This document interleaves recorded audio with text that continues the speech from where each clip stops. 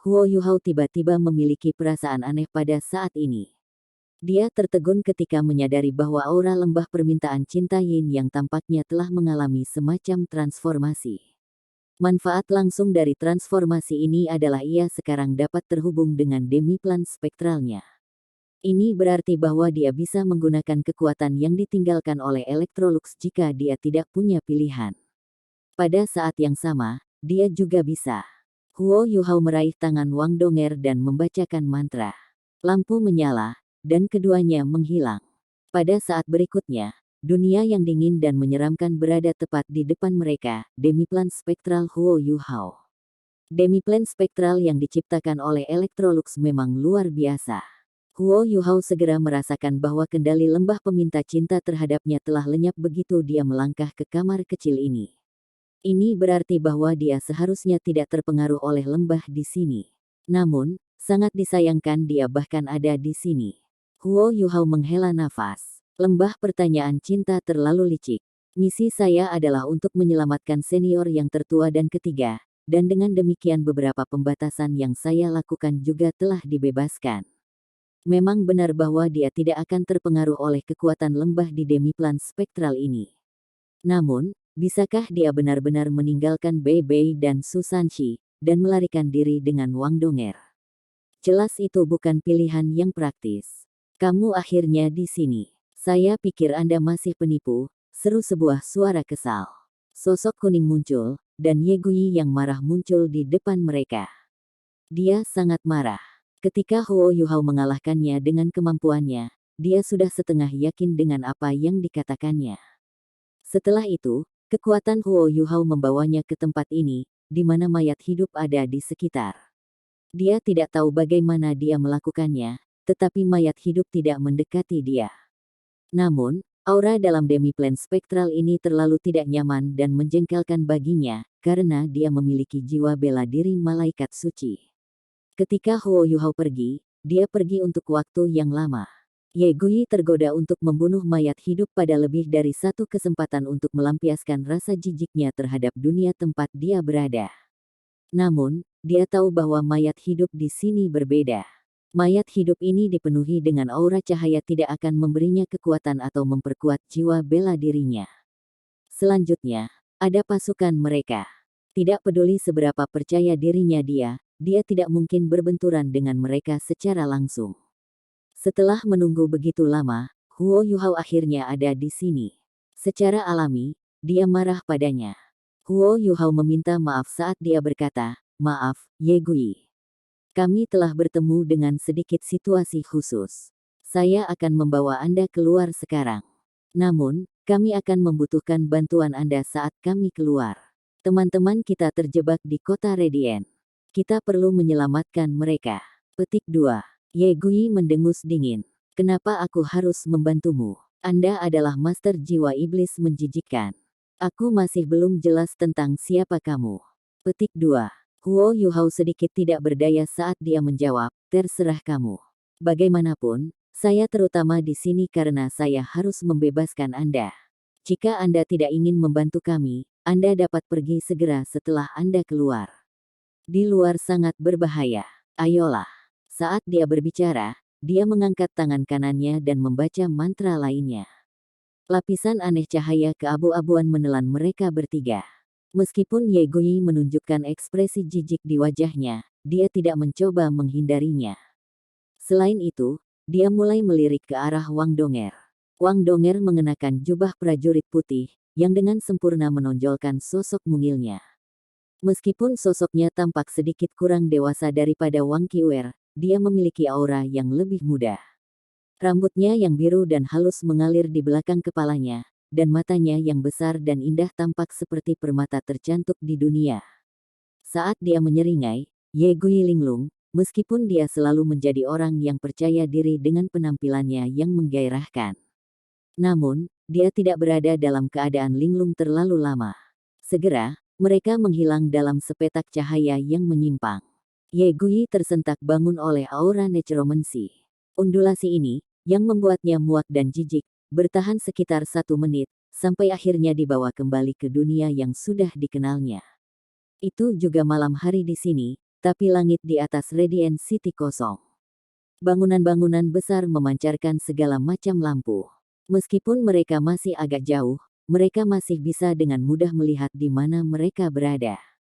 Huo Yuhao bergegas untuk menyelamatkan Bei Bei dan Susanshi, dan dengan demikian dia tidak bisa diganggu dengan Ye Gui. Dia dengan cepat menarik Wang Donger saat dia menyerbu ke arah Radiant City. Hei, Anda belum menjelaskan banyak hal kepada saya.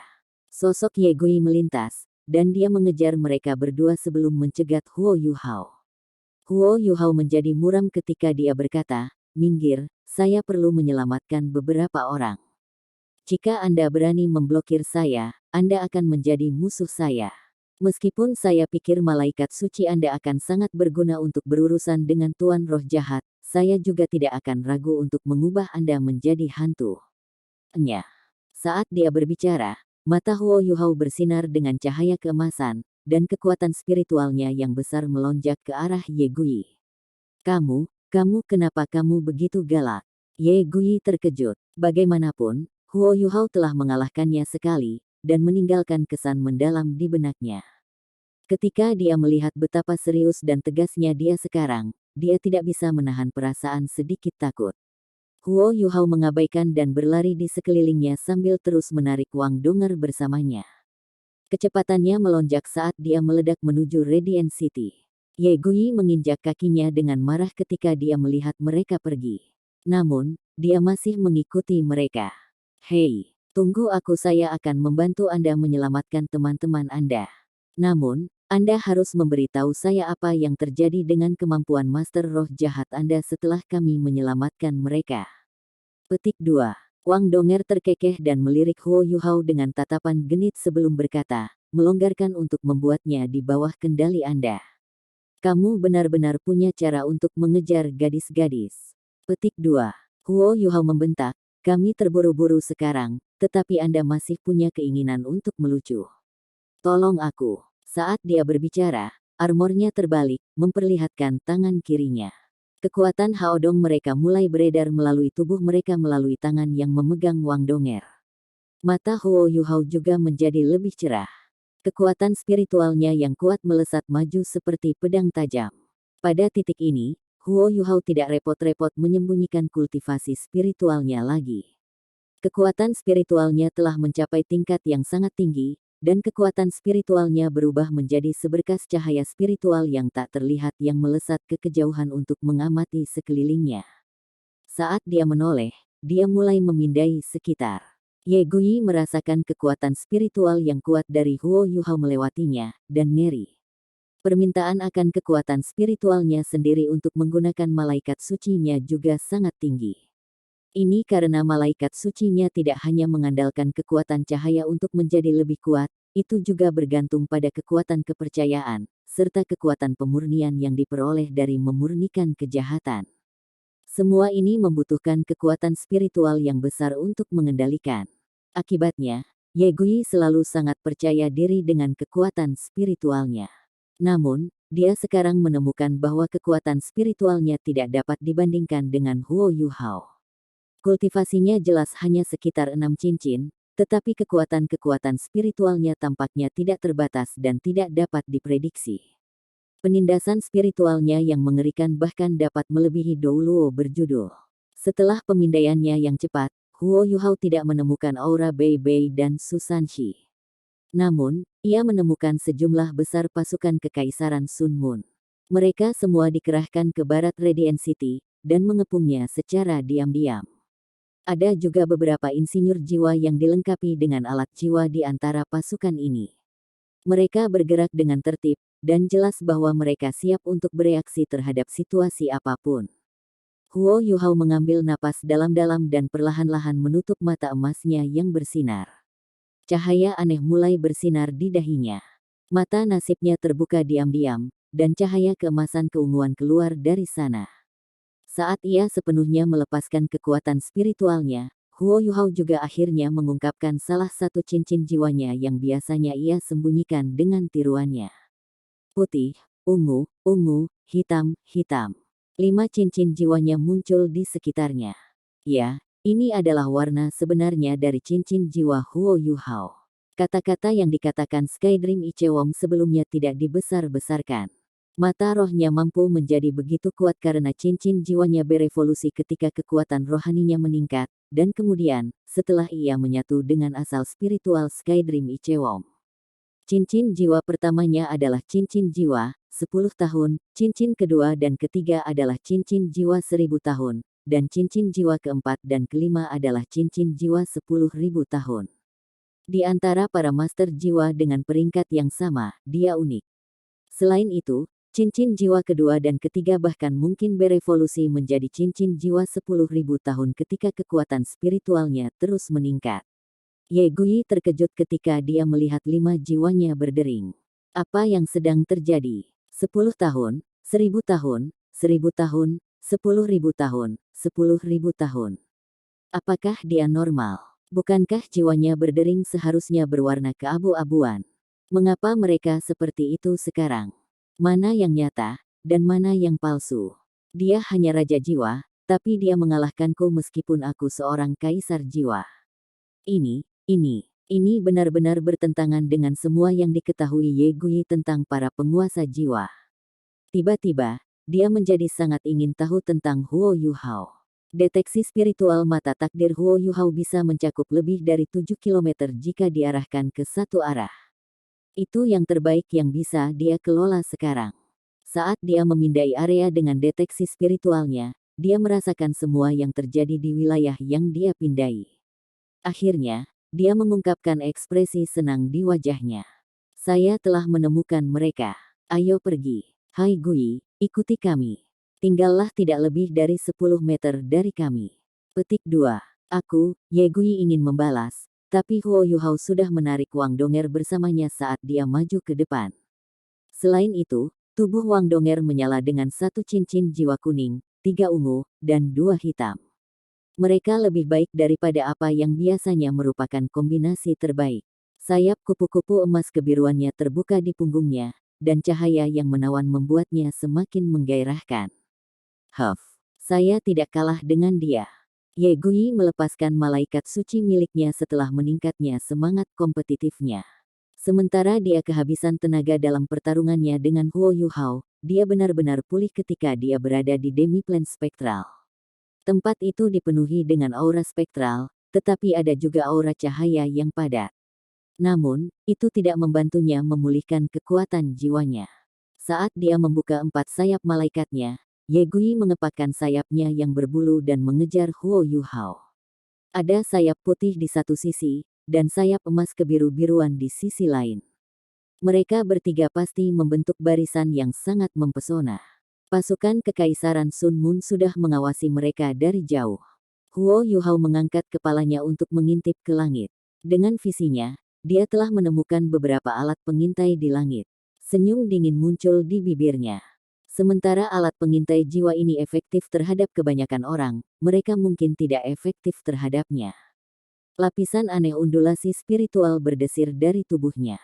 Ye Gui hanya melihat cincin jiwa putih pertamanya bersinar sebelum cahaya di sekitar mereka mulai menekuk. Dia juga di dalam, dan dengan demikian dia tidak bisa melihat perubahan apa yang terjadi pada tubuhnya. Satu-satunya perasaan yang dia dapatkan adalah bahwa cahaya yang dia dan Wang Donger pancarkan redup sebelum menghilang. Lingkungan mereka juga berubah menjadi hitam pekat. Namun, dia masih bisa melihat emas kebiruan dari sayap Wang Donger. Dia menjadi sangat ingin tahu ketika menyaksikan adegan aneh ini terjadi. Namun, dia heran pada saat berikutnya. Kekuatan spiritual lembut Huo Yuhao ditransmisikan. Ketika dia pikir dia mencoba untuk terhubung dengannya, dia secara alami menerima kekuatan spiritualnya. Namun, Ye Gui membuka matanya lebar karena terkejut setelah ini. Segala sesuatu di sekitarnya menjadi sangat jelas dalam benaknya. Dia bisa tahu apa yang terjadi selama beberapa kilometer persegi di sekitarnya. Dia hampir berteriak keras ketika dia menyadari bahwa dia memiliki pandangan sekeliling di sekelilingnya. Kekuatan spiritual dapat digunakan dengan cara ini. Bukankah dia penguasa jiwa jahat? Namun, aku tidak bisa merasakan aura jahat darinya sekarang. Sebaliknya, ada aura cahaya yang sangat tebal. Ada apa dengan pria ini? Ye Gui mengikuti Huo Yuhao dengan erat ketika pertanyaan-pertanyaan menumpuk di benaknya. Melalui deteksi spiritualnya, dia menyuruhnya untuk mengikutinya dengan cermat. Segera, mereka bertiga mendekati pasukan yang ditempatkan di sebelah barat kota Radiant. Ye Gui mulai sedikit gugup. Meskipun mereka bertiga sangat kuat, mereka masih kalah jumlah. Selanjutnya, militer Kekaisaran Sun Moon masih akan memiliki beberapa insinyur jiwa, bahkan jika tidak ada tim rekayasa jiwa yang nyata di sekitar. Mereka berusaha memasuki Radiant City. Jika mereka ditemukan, mereka akan dikepung. Orang ini tidak terlihat seperti orang idiot, mengapa dia melakukan sesuatu yang bodoh seperti ini? Namun, dia terkejut sekali lagi bahkan sebelum keraguannya dijawab. Para prajurit tampaknya tidak memperhatikan mereka sama sekali. Mereka tidak bereaksi meskipun mereka bertiga semakin dekat dan dekat. Faktanya, para prajurit tidak dapat melihat mereka sama sekali. Huo Yuhao menggunakan tiruannya untuk bersembunyi dari yang lain pada beberapa kesempatan. Itu bahkan lebih efektif di malam hari. Kecuali jika seseorang benar-benar mencoba merasakan auranya, mereka tidak akan dapat mendeteksi dia menggunakan mata telanjang. Selain itu, hanya penguasa jiwa yang lebih unggul dalam kultivasinya dan beberapa makhluk jiwa khusus yang dapat merasakan auranya saat ia disembunyikan dengan cara ini. Mereka dapat menyerbu melewati pasukan ke Radiant City secara terbuka.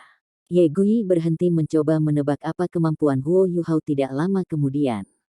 Itu karena dia lebih kagum dengan bangunan dan dinding bobrok di depannya. Ketika dia melihat beberapa bangunan yang runtuh di depannya, serta celah di tanah yang meliuk kemana-mana, Ye Gui tidak bisa tidak berseru, apakah ini benar-benar kota Radiant? Kenapa jadi seperti ini? Petik 2. Diam.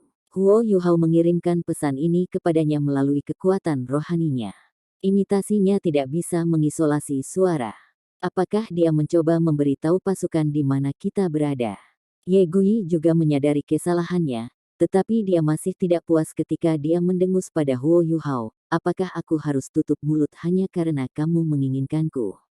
Ketika dia berbicara lagi, dia mencoba yang terbaik untuk menurunkan volumenya. Huo Yuhao tidak punya waktu untuk mengganggunya. Saat ini, dia bisa merasakan bahwa Bei Bei dan Su Sanxi sedang dalam krisis. Dia mempercepat langkahnya dan maju. Dia tidak memilih untuk terbang karena dia memahami alat jiwa dengan sangat baik. Alat jiwa pengintai udara di udara memiliki struktur yang sangat sederhana, karena mereka sangat besar, namun harus tetap di udara. Namun, alat jiwa anti udara di tanah berbeda. Dia tidak bisa bersembunyi dari mereka bahkan dengan tiruannya. Alat jiwa anti udara dibantu oleh alat jiwa deteksi kekuatan jiwa. Apapun yang terjadi, Huo Yuhao tidak mungkin menyembunyikan undulasi kekuatan jiwanya sepenuhnya. Begitu mereka ditemukan, mereka tidak mungkin menangani rentetan serangan yang akan dilancarkan terhadap mereka. Bei Bei dan Su Sanxi memang dalam situasi bencana sekarang. Mereka dikelilingi oleh musuh-musuh mereka. Sekelompok insinyur jiwa yang mengepung mereka. Insinyur jiwa ini tidak kuat secara individual, peringkat tertinggi di antara mereka hanya seorang insinyur jiwa kelas 5. Namun, mereka memiliki kekuatan dalam jumlah. Setidaknya 40 insinyur jiwa telah membentuk lingkaran longgar, menjebak mereka berdua. Alat jiwa yang digunakan terutama kelas 3 atau kelas 4. Namun, mereka terutama digunakan untuk serangan cepat dan jarak jauh. Ada banyak meriam dan bom peledak cepat yang menargetkan Bei Bei dan Su Sanxi. Mereka tidak diberi kesempatan untuk mengatur napas. Kekuatan juang para insinyur jiwa akan sangat meningkat setelah mereka mencapai keuntungan angka tertentu. Itulah yang terjadi dengan sekelompok insinyur jiwa ini. Mereka berasal dari Legiun Rekayasa Jiwa Kekaisaran Sun Moon, dan memiliki kemistri besar satu sama lain. Alat jiwa yang mereka gunakan hanya menghabiskan kekuatan jiwa mereka, dan tidak menghabiskan sumber daya lainnya. Jika Bei Bei dan Su Sanxi berada dalam kondisi puncaknya, mereka tidak akan menemukan masalah untuk berjuang keluar. Namun, mereka berdua terluka kritis selama Akademi Master Jiwa Pemuda Elit-Elit. Meskipun mereka telah menerima perawatan tepat waktu, mereka masih jauh dari pulih sepenuhnya. Setelah serangkaian perkelahian, luka-luka mereka kambuh. Pada titik ini, Susanshi menggunakan Shield of the Suanwu Turtle untuk melindungi Bei Bei. Dia mencoba menyerbu keluar beberapa kali, tetapi dia terpaksa mundur pada setiap kesempatan. Selanjutnya, lampu merah berkedip diam-diam muncul di langit pada saat ini.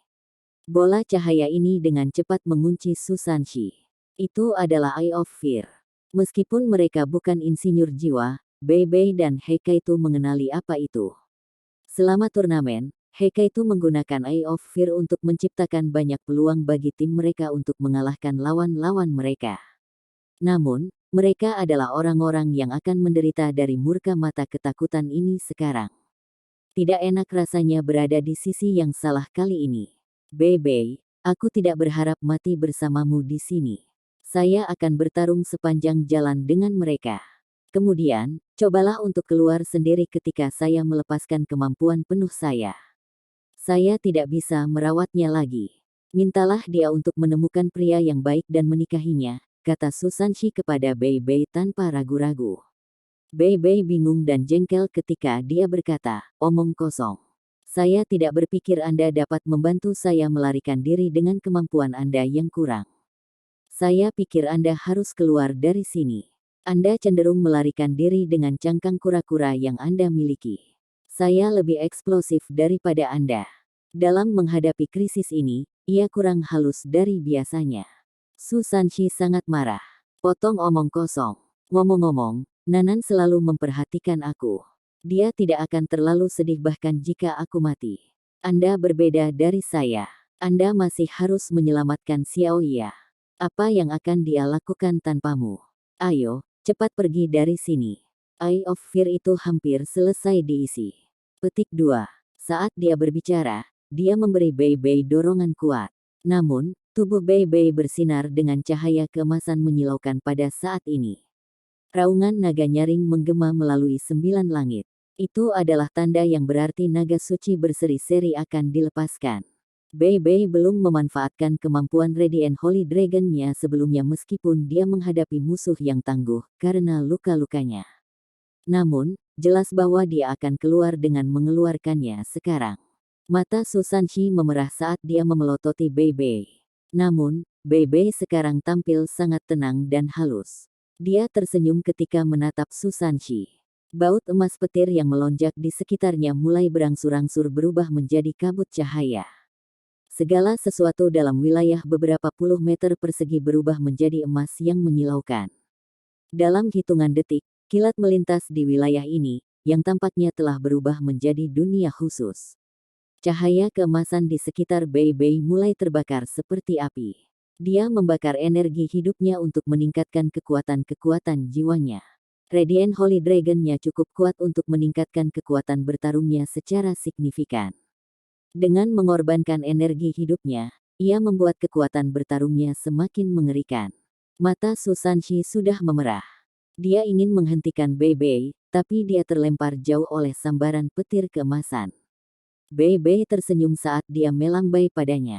Dia menunjuk ke arah barat sebelum menunjuk ke bagian dalam Radiant City. Setelah itu, dia melambai padanya lagi. Susanshi telah mengenalnya selama bertahun-tahun, dan dengan demikian ia secara alami tahu apa yang dikatakan Bei Bei kepadanya. Dia memintanya untuk melarikan diri terlebih dahulu, dan menyelamatkan Tang Ya di masa depan. Susanshi tiba-tiba berteriak histeris di bagian atas suaranya saat dia memelototi Bei Bei. Bei Bei, kamu homo. Sekarang aku tahu kamu benar-benar mencintaiku. Petik 2. Bei Bei ingin mengatakan sesuatu, tetapi dia memilih untuk berbalik dan mengabaikannya.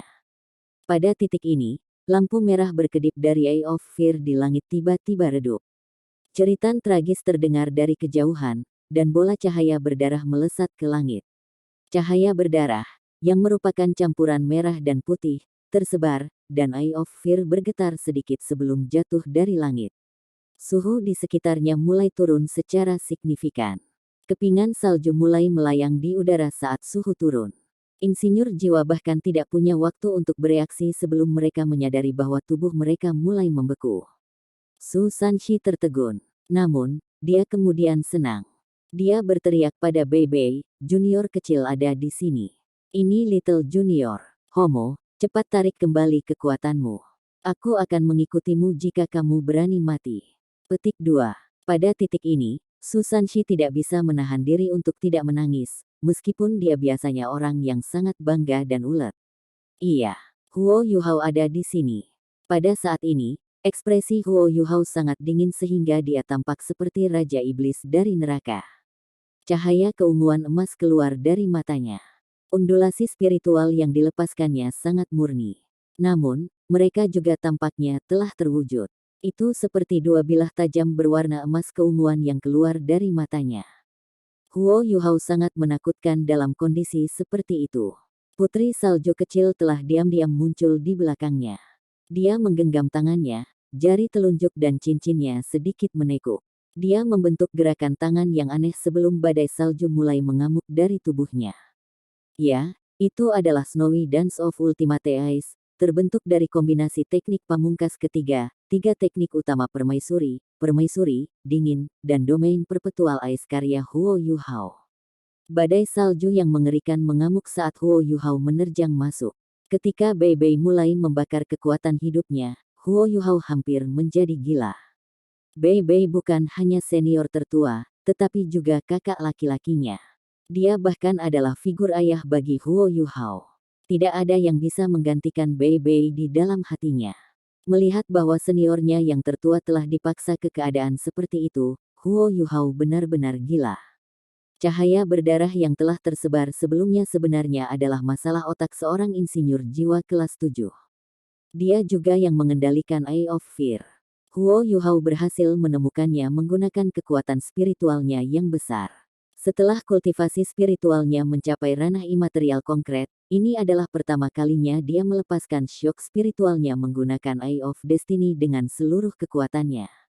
Meskipun kekuatan bertarung individu dan kekuatan spiritual dari seorang insinyur jiwa kelas 7 lebih rendah daripada Soul Sage 7 cincin, mereka masih dianggap sangat kuat. Namun, kepala insinyur jiwa kelas 7 ini langsung hancur berantakan oleh spiritual shock Huo Yuhao, begitu saja. Tarian Snowy dari Ultimate Ice dilepaskan menggunakan Haodong Power, dan itu segera mencakup area 300 meter. Insinyur jiwa lainnya yang telah bubar semuanya langsung dilanda badai salju. Mata Huo Yuhao bersinar dengan cahaya keunguan sekali lagi. Bei Bei mengerang, dan lampu-lampu emas di sekitar tubuhnya mulai tersebar. Api keemasan di tubuhnya juga padam. Matanya tertutup, dan dia jatuh ke tanah. Begitu seseorang mulai membakar kekuatan hidup mereka, tidak mungkin mereka bisa menghentikannya sendiri. Huo Yuhao tidak punya pilihan selain untuk memukulnya dengan syok spiritual untuk menghentikannya membakar lebih banyak kekuatan hidupnya. Dengan kultivasi Bei Bei dan pembakaran Holy Radiant Dragon-nya sebelumnya, bahkan Soul Douluo 8 cincin tidak mungkin menghentikannya. Huo Yuhao hanya bisa menggunakan kekuatan spiritualnya. Meskipun Bei Bei terluka, hidupnya masih terpelihara. Huo Yuhao menyerang Bei Bei. Wang Donger menirukan tindakan mendesak di punggung Bei Bei, dan api emas dari tulang jiwanya mulai mengelilingi Bei Bei.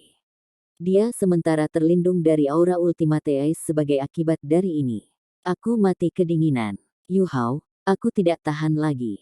Ceritan tragis Su Sanshi terdengar dari belakang mereka. Huo Yuhao menghela nafas lega ketika dia melihat bahwa kehidupan Bei Bei telah terpelihara. Dia dengan cepat menghapus domainnya dan melepaskan tangan Wang Donger. Dia bergegas untuk mendukung Su Sanshi, yang mengejutkan. Meskipun dia hanya di Snowy Dance of Ultimate Ice untuk waktu yang singkat, Su Sanshi sudah menjadi pucat.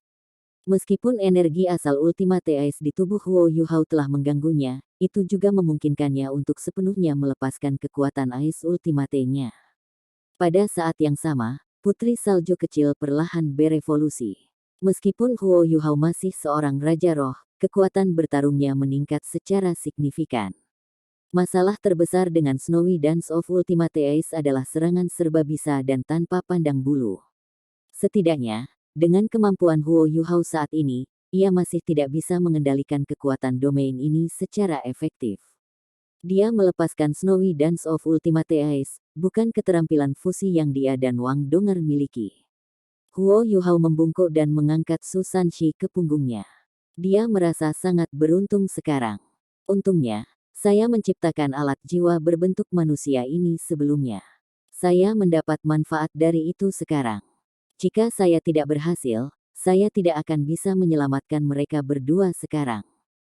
Huo Yuhao kembali ke sisi Bei Bei setelah dia mengangkat Su Sanxi di punggungnya. Dia menggunakan kedua tangannya untuk membawa Bei Bei dan memelintir bibirnya ke Wang Donger sebelum berkata, "Ayo pergi." Ye Gui juga menggigil sekarang. Ketika dia melihat Snow Lady kecil muncul, diikuti oleh domain yang menakutkan, dia benar-benar terdiam. Dia pikir Huo Yuhao aneh. Selain itu, dia bisa dengan jelas melihat cincin jiwa Huo Yuhao mengalami perubahan saat dia melepaskan wilayah kekuasaannya. 4 menjadi oranye emas, sementara 1 berubah menjadi merah. Apakah dia masih seorang guru jiwa? Apakah dia bahkan manusia? Huo Yuhao sedang tidak ingin menghibur Ye Gui yang terguncang. Di bawah perlindungan Wang Donger, dia berbalik dan bergegas ke barat. Dia melepaskan imitasinya lagi, mendistorsi cahaya di sekitar mereka, dan mereka menghilang ke lingkungan mereka. Kemarilah, cepat. Apa yang sedang kamu lakukan? Huo Yuhao berteriak pada Ye Gui. Pada titik ini, Ye Gui agak jauh dari Huo Yuhao. Sebelumnya, dia menggunakan malaikat suci untuk melawan Snowy Dance of Ultimate Ice. Dia sekarang menyaksikan Huo Yuhao dan yang lainnya menghilang di depan matanya. Dia membuka matanya lebar-lebar. Dia sebenarnya bisa menyelubungi semua orang. Tidak heran pasukan tidak dapat menemukan kita sebelumnya. Tidak heran dia ingin aku tetap dalam jarak 10 meter darinya. Di bawah bimbingan kekuatan spiritual Huo Yuhao, Ye Gui dengan cepat bergegas menghampiri mereka. Dia melindunginya dari sisi berlawanan Wang Donger saat mereka menyerang ke barat. Alat jiwa pengintai udara di udara telah menemukan perubahan luar biasa yang terjadi di tanah. Alarm yang memekakkan telinga mulai berdering. Beberapa sosok muncul di udara setelah beberapa detik. Individu yang benar-benar kuat dari Kekaisaran Sun Moon telah tiba. Namun, ekspresi mereka berubah ketika mereka melihat patung es di bawah. Dengan bantuan Wang Donger, Snowy Dance of Ultimate Ice milik Huo Yuhao berhasil mencapai tingkat sage jiwa. Itu Ultimate Ice yang setara dengan kekuatan sage jiwa. Bagaimana mungkin insinyur jiwa kelas 4 dan 5 itu bisa menolaknya? Akibatnya, mereka kehilangan nyawa ketika dibekukan. Bahkan alat jiwa mereka tertutup es. Di mana mereka? Seorang penatua bertanya pada sage jiwa yang bertugas mengendalikan alat-alat jiwa pengintai. Mereka hilang. Moza bergegas ke sini sekarang, tapi kepalanya hancur oleh pasukan khusus. Moza adalah sage jiwa yang telah mengendalikan Eye of Fear sebelumnya. Insinyur jiwa yang mengendalikan alat-alat jiwa pengawasan ini juga seorang Soul Sage. Saat ini, dia terlihat sangat suram. Kemampuannya sangat mirip dengan Moza. Jika Moza tidak bisa menahan kekuatan itu, dia juga tidak akan bisa melakukannya. Jika bukan karena fakta bahwa penatua itu adalah insinyur jiwa kelas 8, dia tidak akan berani berada di sini sama sekali. Tingkatkan jangkauan deteksi dan gunakan detektor kekuatan jiwa. Saya tidak percaya mereka bisa melarikan diri. Mereka pasti menggunakan beberapa kemampuan untuk menutupi diri mereka sendiri. Teriak insinyur jiwa kelas 8. Insinyur jiwa kelas 7 yang gelisah mengangguk dan segera mengambil alat jiwa besar dari alat jiwa tipe penyimpanannya. Dia membawa alat jiwa itu di punggungnya. Itu tampak seperti sebuah kotak besar. Saat ia menuangkan kekuatan jiwanya ke dalamnya, gelombang kekuatan jiwa yang intens mulai meningkat. Setelah ini, benda logam tebal mulai naik dari kotak. Setelah naik 1,5 meter, bagian atas kotak terbuka dan membentuk bentuk payung. Sebanyak 7 bingkai logam di sekitar payung logam mulai berkumpul di tengah menuju titik tertentu.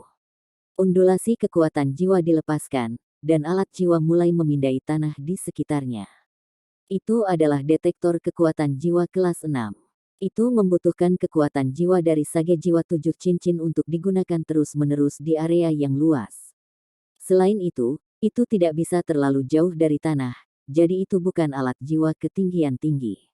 Namun, ketika dia mulai mengaktifkan detektor kekuatan jiwa ini, beberapa semburan bunga api mulai muncul darinya.